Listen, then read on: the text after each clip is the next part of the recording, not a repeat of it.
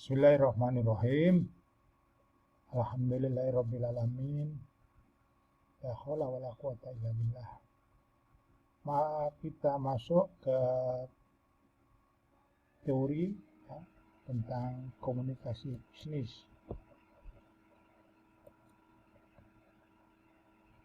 Komunikasi bisnis dalam lintas budaya. Seperti apa? Mari kita simak bersama-sama. Komunikasi bisnis lintas budaya yang digunakan dalam dunia bisnis, baik komunikasi verbal maupun non-verbal, dengan memperhatikan faktor-faktor budaya di suatu daerah, wilayah, atau negara. Jadi saudara-saudara sekalian, komunikasi lintas budaya barangkali sudah pernah saya singgung, ya, bagaimana kita ini misalnya di Surabaya memakai bahasa Surabayaan, lalu telepon sahabat kita yang ada di Thailand, keluar bahasa di sana bahasa Thailand, dan sahabat kita tadi telepon dengan bahasa Thailand, keluar ke Surabaya dengan bahasa Surabaya. Ya. Jadi itu sudah ada, hanya seperti itu. Nah, kalau sudah ada, barangkali itulah memudahkan kita untuk melakukan komunikasi bisnis dalam lintas budaya. Karena apa? Karena antara misalnya ya, antara Thailand dengan yang ada di Surabaya di Kenjeran tidak sama. Di Thailand, Pantai Pattaya, barangkali seperti itu semua memakai you can see. Tetapi di Surabaya di Kenjeran memakai jilbab, seperti itu. Maka dari itu, ya, walaupun sama-sama jual ayam, McD misalnya, karena McD itu sudah mendunia, ada di mana-mana. Di Malaysia itu McD itu adalah dengan tidak ada lagi yang namanya nasi. Kalau jual ayam ya ayam saja. Kalau nasi harus menyebutkan nasi. Tapi nasi tidak nasi seperti di negara kita. Tapi barangkali nasi itu sama dengan nasi uduk, seperti itu. Jadi oleh karena itu bagaimana melakukan komunikasi antara satu daerah, satu negara dengan negara yang lain, walaupun yang dijual itu sama, tapi serupa tapi tak sama. Saya sering mengatakan yang demikian. Seperti itu barangkali komunikasi bisnis dalam lintas budaya itu. Selanjutnya, komunikasi lintas budaya itu adalah semakin penting sebagai pertukaran informasi antar negara, antar wilayah, mempererat hubungan kerja sama antara negara atau wilayah, memenuhi kebutuhan suatu negara atau wilayah. Ya, jadi siapa yang populer misalnya adalah uang. Ya. Kalau uang dolar itu di mana-mana bisa memakai uang dolar. Di Malaysia, di Singapura memakai dolar Amerika untuk transaksi itu bisa. Tapi rupiah tidak dikenal oleh negara-negara. Karena apa? Bargainingnya yang barangkali sangat kurang. Sedangkan di negara-negara yang saya sebutkan tadi, Amerika misalnya, bargainingnya adalah sangat tinggi sekali. Jadi seperti itu. Lalu selanjutnya, budaya menurut Lehman,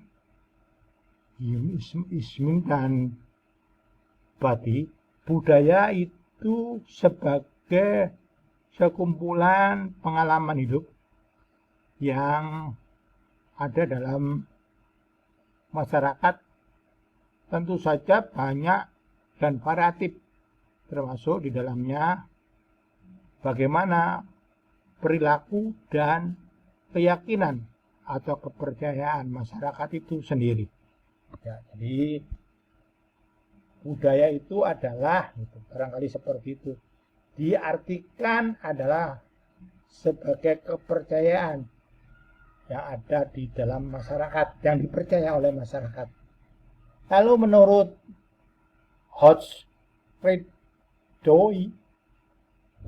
budaya sebagai pemogram konten, konteks, atau pikiran yang membedakan anggota-anggota suatu kategori orang dan kategori lainnya. Dan menurut Bovon Dantil, budaya adanya sistem sharing ada atas simbol-simbol kepercayaan, siap nilai-nilai, harapan dan norma-norma untuk keperluan budaya itu sendiri. Jadi artinya adalah kepercayaan yang dipegang oleh suatu masyarakat. Komponen budaya yang pertama adalah teknologi. Ya.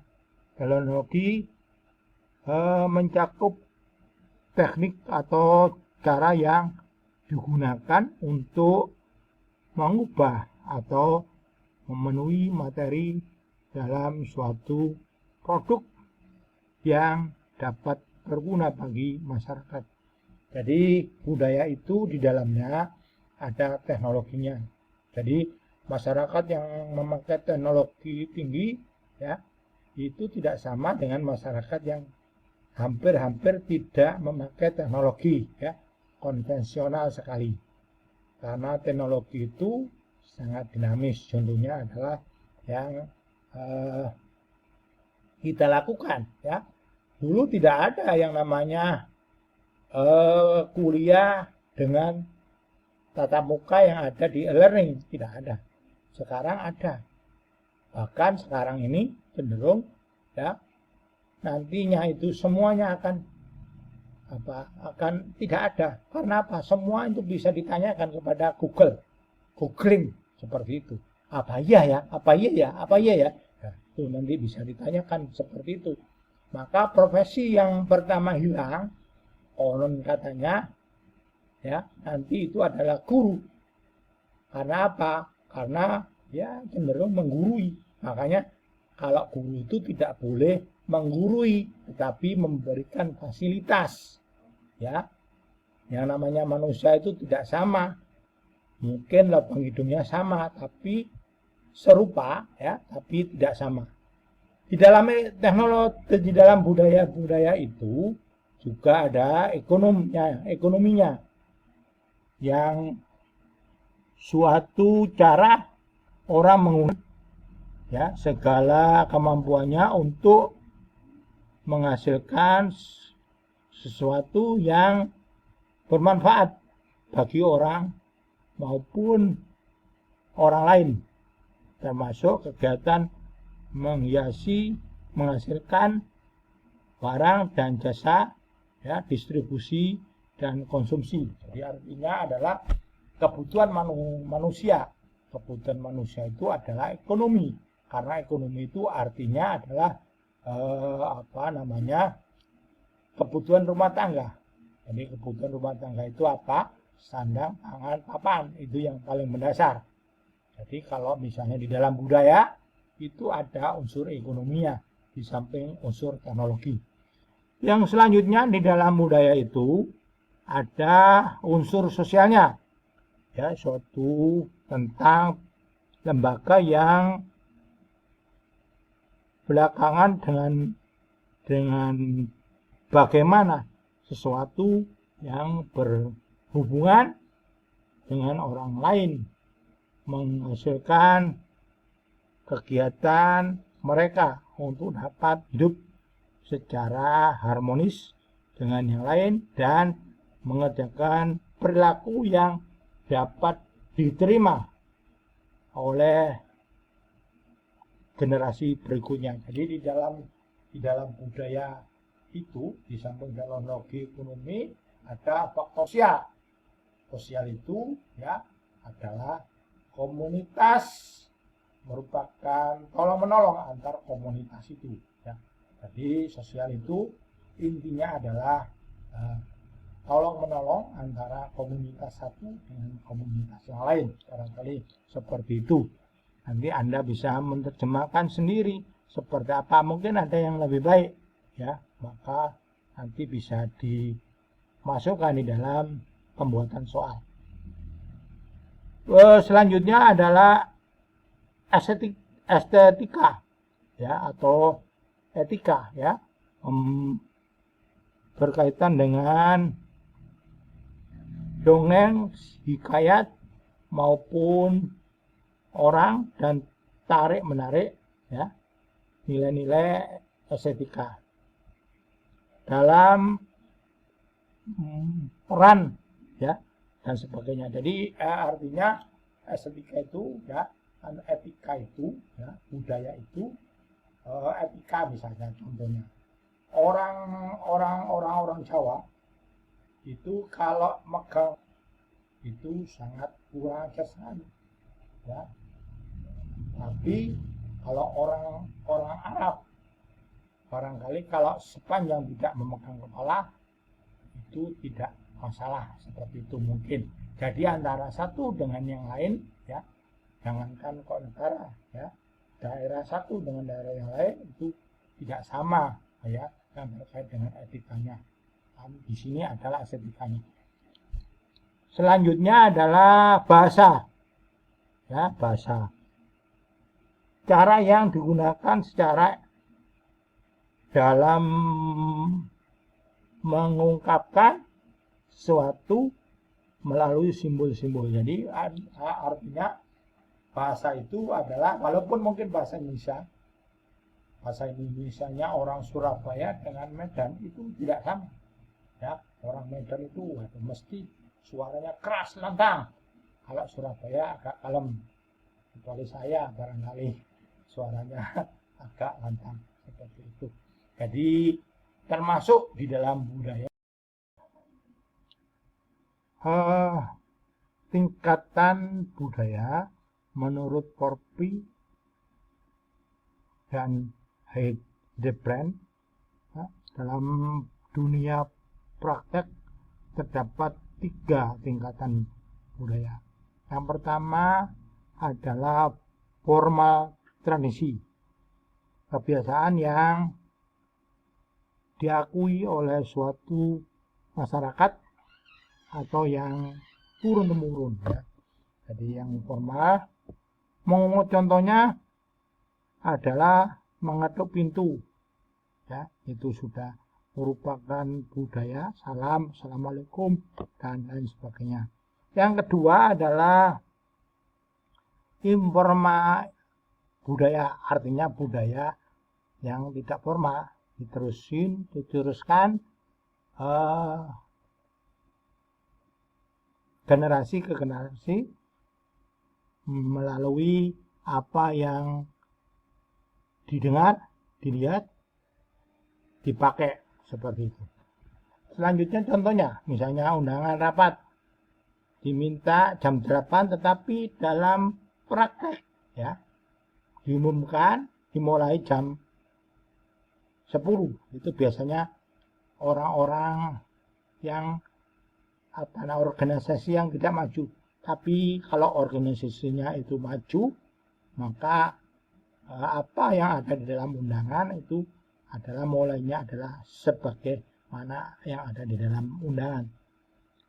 Selanjutnya teknik bukti atau aturan yang merupakan hal yang penting ya, hal yang penting sekali. Selanjutnya perbedaan budaya itu yang pertama nilai-nilai sosial, peran dan suatu pengambil keputusan, konsep waktu, konsep jarak, komunikasi, konteks budaya, bahasa tubuh, pilihan sosial, pilihan etis, ya, perbedaan budaya perorangan. Kadang-kadang begini, kalau sekarang itu sudah hampir sama ya, tapi ditengok ke belakang itu adalah tidak sama. Misalnya orang Surabaya dengan Kediri, padahal Surabaya Kediri berapa kilo, tapi tidak sama. Caranya juga tidak sama. Kelihatan sekali, saya pernah di Blitar itu sudah bertahun-tahun ngisi kuliah di sana, tapi kentara kalau saya itu adalah bukan orang asli Blitar, tapi orang dari sana, Jawa Timur, khususnya Surabaya, seperti itu. Maka orang-orang sana itu tidak menamakan saya itu bukan orang sana, ya, bukan orang Blitar, tapi orang Surabaya, seperti itu. Karena apa? Karena logatnya, karena bahasa tubuhnya dan lain sebagainya itu tidak sama dengan orang-orang di Blitar, ya. Itu baru aja, apalagi dulu, ya, barangkali seperti itu. Selanjutnya, komunikasi dengan orang berbudaya asing. Komunikasi tingkat budaya ketika melakukan perjalanan di suatu budaya. Ya, di Spanyol orang-orang berjabat tangan, ya, berjabat tangan paling lama atau 5 sampai dengan 7 ayunan, ya, melepas jabat tangan sangat dapat di atas sebagai suatu beribu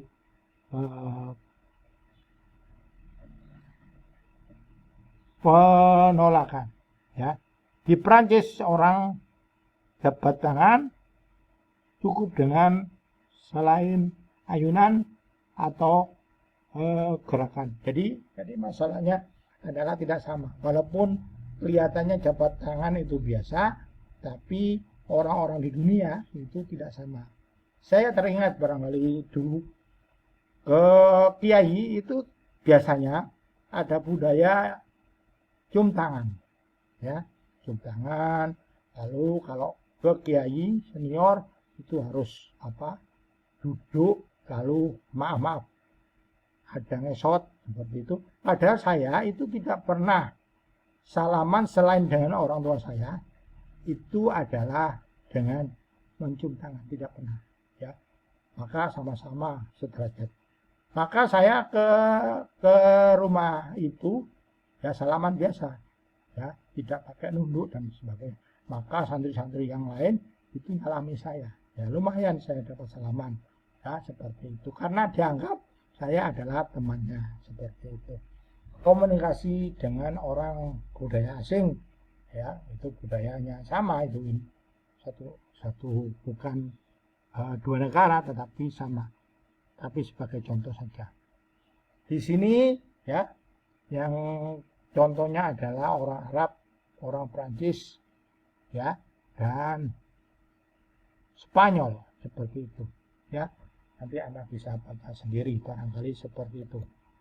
Ya, ini contoh adalah perusahaan-perusahaan global, ya. Ada Coca-Cola, siapa yang tidak tahu Coca-Cola? Bahkan anak kecil itu tahu Coca-Cola, tapi Legend tidak tahu, ya, seperti itu. Levi's, celana Levi's itu tahu, tapi yang lainnya barangkali tidak tahu. McD, jualan ayam, itu tahu, ya, tapi Bober jualan ayam tidak tahu, ya, seperti itu. Maka barang-barang ini dianggap adalah barang-barang universal, ya, milik universal. Ada McD, ada Levi's, ada Coca-Cola. Orang kalau minum Coca-Cola, ya, barangkali lebih familiar Coca-Cola daripada Legend atau Towa dan lain sebagainya. Lalu eksentrisme dan stereotip, ya. Eksentrisme itu adalah kecenderungan untuk melihat semua, ya, kelompok lain menurut standar perilaku dan kelebihan menurut kelompoknya sendiri. Jadi etnosentrisme itu adalah melihat ya semuanya itu hampir disamakan dengan dirinya seperti itu. Lalu stereotip merupakan cara pandang yang terlalu menyederhanakan budaya lain ya seperti itu. Maka itu tidak baik. Yang baik adalah saling menghargai antara budaya satu dengan budaya yang lain. Pluralisme dibutuhkan agar komunikasi dalam bisnis menjadi lebih efektif. Jadi artinya pluralisme itu adalah banyak hal ya, beragam sifatnya, Bhinneka Tunggal Ika seperti itu. Jadi kalau beragam itu bisa pluralisme. Kalau hanya semua disamakan dengan budayanya itu tidak ada keberagaman. Kalau tidak ada keberagaman berarti tidak demokratis seperti itu. Lalu mengatasi etnosentrisme ya atau interasa superior, lebih unggul, dan stereotip pengembaraan negatif terhadap suatu suku ya. Jadi hindari membuat asumsi, hindari menghakimi, dan selanjutnya akui adanya perbedaan. Jadi adanya perbedaan. Lalu yang menjadi pertanyaan, perbedaannya itu seberapa? Bagaimana dia itu ya, menjadi diterima oleh masyarakat. Seperti saya pernah di Mekah, di Madinah, itu maaf sekali lagi maaf, banyak orang Madura di sana. Jangan-jangan nanti itu yang namanya Mekah Madinah itu nanti itu kepunyaan orang Madura. Saya itu di sana sakit, diantar ke rumah sakit sama orang-orang Madura ya. Bahasanya bahasa Madura, tidak bahasa Arab yang seperti itu. Padahal di sana itu adalah negara-negara Arab. Ya, seperti itu. Selanjutnya adalah cara konteks budaya mempengaruhi komunikasi bisnis. Nah, perusahaan dengan budaya berkonteks rendah, perusahaan dengan budaya berkonteks tinggi. Contoh, kantor-kantor sukses ya, eksekutif dipisahkan dengan akses yang terkendali. Lalu kantor eksekutif dinilai dimiliki bersama dan tersambung bagi semua orang. Ya, seperti jadi artinya kalau seperti yang pertama tadi itu barangkali kurang baik. Yang baik yaitu bisa membaur ya. Lalu barang kita itu bisa diterima. Sementara ini kalau makanan ayam, jual beli ayam yang bisa diterima itu saya lihat adalah McD di Malaysia dengan di Singapura dengan di Indonesia itu adalah tidak sama. Sama-sama jualan ayamnya, ayam gorengnya, tapi tidak sama. Seperti tadi saya contohkan, yaitu kalau beli ayam goreng di Malaysia dikasih ayam goreng, nggak ada nasinya. Tapi kalau di sini kan tidak, beli ayam McD tapi dikasih nasi, ya. Padahal kita tidak beli nasi, tapi dikasih nasi. Jadi kalau di Malaysia itu harus harus ngomong kita pakai nasi. Nasi pun bukan nasi seperti kita, tapi nasi seperti nasi uduk dan lain sebagainya. Jadi ini cara konteks budaya mempengaruhi komunikasi bisnis. Ya, nanti barangkali bisa dibaca barangkali seperti itu. Pelajari keterampilan berkomunikasi antar budaya, pelajari budaya-budaya lain dan bahasa-bahasa lainnya. Saya teringat ada teman kita yang studi di Korea dan Taiwan itu harus bisa bahasa Taiwan dan tahu secara makro tentang Taiwan dan lain sebagainya. Harus. Bahkan di Finlandia yang saya tahu dari media massa itu ada orang yang lulusan Indonesia 2011 di Finlandia itu tidak menerima, jadi masih nganggur. Tapi walaupun nganggur dapat santunan. Orang-orang sana itu walaupun nganggur dapat santunan nggak enak. Bagaimana kalau bisa kerja seperti itu? Lain sekali. Kalau kita senang leye-leye, barangkali seperti itu. Uang datang sendiri. Seperti itu ya. Semoga tidak ya. Menghargai privasi gaya berkomunikasi ya. Belajar untuk menulis dan berbicara dengan jelas. Memperdengarkan dengan sesama. Mengetengahkan kapan menggunakan interpretasi dan penerjemah dan lain sebagainya.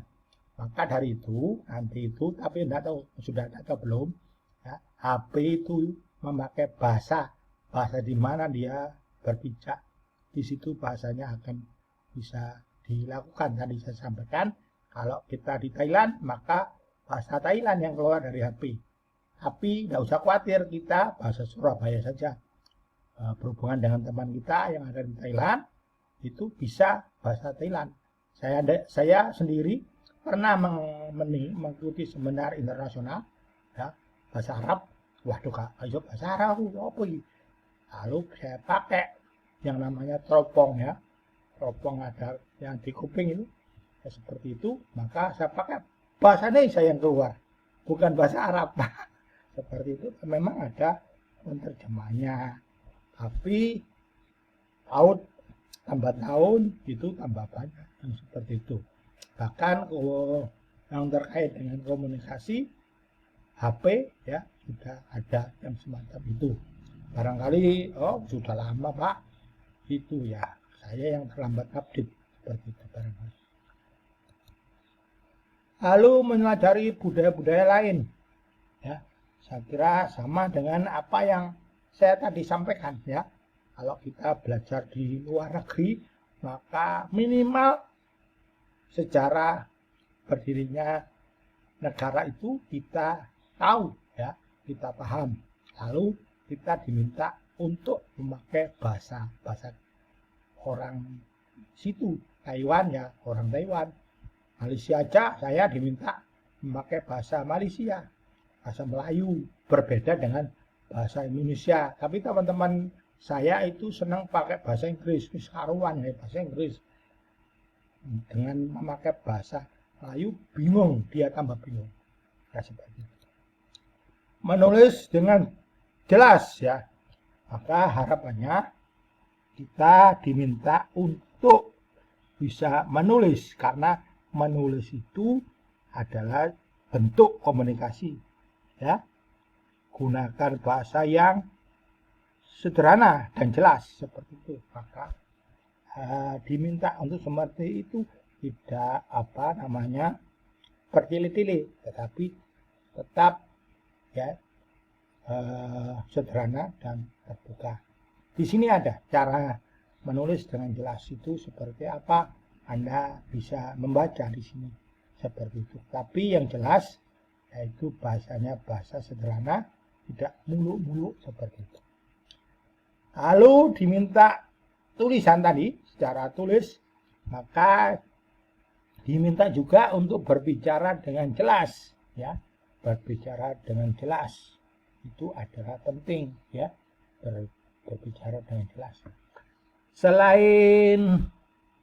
Selain agar lebih efektif dan percakapan budaya, terdapat perbedaan pedoman yaitu berbicara dengan pelan dan jelas ya. Jadi pelan dan jelas itu adalah hal yang penting sekali, barangkali seperti itu. Lalu mendengarkan dengan seksama ya. Jadi orang-orang itu mendengar itu ngantuk seperti itu. sama seperti membaca. Kalau membaca ngantuk. Ya, mahasiswa saya bimbingan itu kalau membaca ngantuk, tapi buku bacanya ditaruh, ngantuknya hilang. Tidak ngantuk lagi, ya. Maka saya minta begini, bukunya aja dipakai sebagai bantal. Yang seperti itu. Maka mendengarkan kelihatannya cuma mendengarkan, tapi tidak semudah sesederhana itu, ya. Dengan beberapa latihan kita dapat memperoleh permainan, ya, tentang pola vokal, ya. Jadi mendengarkan itu lebih berat barangkali dengan tidak sama dengan berbicara, karena mendengarkan itu diam, biasanya itu ngantuknya yang datang seperti itu. Selanjutnya, membantu orang lain beradaptasi dengan budaya Anda, ya, itu harus beradaptasi, harus membantu mengevaluasi, ya. Kalau kita punya teman, karena kita punya teman dulu, ya, nggak tahu sekarang, itu mahasiswa saya, ada mahasiswa dari Thailand, dari India, nggak ngerti sama sekali, tapi wajahnya seperti orang Indonesia. Kalau keluar itu seperti orang Indonesia. Ya, orang Indonesia ada yang seperti Thailand, ada seperti India, tapi dia nggak ngerti.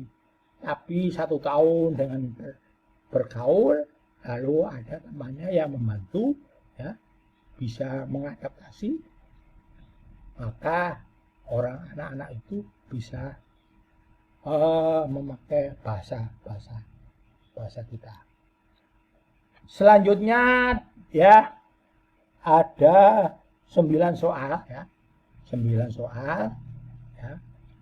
9 soal itu hampir sama dengan apa yang saya sampaikan tadi, apa yang ada di PowerPoint tadi, ya. Jadi Anda nanti bisa lihat PowerPoint, terserah Anda. Kalau Anda punya kemampuan, Anda resume, setelah resume langsung Anda jawab soal-soal ini. Karena apa? Saya minta Anda menjawab supaya benar-benar Anda itu memperhatikan. Ya, siapa tahu tidak memperhatikan, tapi sambil ngantuk-ngantuk itu seperti itu, kan. Maka dari itu, ya, absen. Jangan lupa 40 menit, ya. Saya beri waktu 40 menit pada waktu pertama. Yang kedua adalah bisa melihat teori tentang komunikasi bisnis ini yang saya bicarakan, ya. Barangkali supaya lebih jelas lagi, Anda bisa meminta PowerPoint-nya, ya, ke saya lewat PJMK seperti itu. Karena waktunya itu adalah 2 SKS, bukan karena menyalahkan waktu, tapi memang begitu, ya. Jadi karena 2 SKS itu kalau di breakdown dengan waktu, ya, kurang lebih adalah 1,5 jam. Yang 1 jam itu adalah Anda simak ini, yang 1/2 jam Anda jawab soal-soal, dan kalau bisa Anda meresum. Tapi saya tidak mewajibkan. Yang mewajibkan adalah menjawab soal-soal ini, ya. Saya kira demikian, ya. Ada 9 soal, ya, yang saya kira sama dengan apa yang saya sampaikan tadi. Selanjutnya di sini gambarnya adalah semangat, ya, harus semangat. Terima kasih, semangat, ya. Karena apa? Dengan adanya pandemi ini semua itu bisa mikir, ya, bisa memakai teknologi canggih yang namanya e-learning, ya. Kalau misalnya tidak ada pandemi, waduh, konvensional sampai jambulwanan konvensional. Maka dari itu, ya, kita sekarang entah itu mahasiswa, entah itu dosen itu biasanya rada angel untuk melihat, ya, terkait dengan e-learningnya ini. Maka dari itu saya minta semangat seperti gambarnya ini. Semuanya semangat, sekali lagi semangat. Semangat tidak hanya semangat, tapi benar-benar dari dalam, ya, motivasi dari dalam, dan bisa keluar dengan baik, yaitu keluar dengan motivasi yang Anda sekalian itu adalah semangat menjawab soal-soal tadi, karena soal-soal tadi itu sama dengan yang saya sampaikan. Saya kira demikian. Jadi sekali lagi nanti ada keterangan di situ. Yang pertama absen, jangan lupa absen, waktunya adalah 40 menit ya. Saya beri waktu 40 menit. Lalu selanjutnya Anda lihat learning ya, 1 jam untuk melihat teori, 3 jam barangkali untuk mengerjakan apa soal-soal yang saya sampaikan. Dan sekali lagi soal-soal itu adalah dari apa yang saya sampaikan tadi dan apa yang ada di PPT. Saya kira demikian, ada kurang lebihnya saya mohon maaf. Terima kasih atas perhatiannya. Assalamualaikum warahmatullahi wabarakatuh.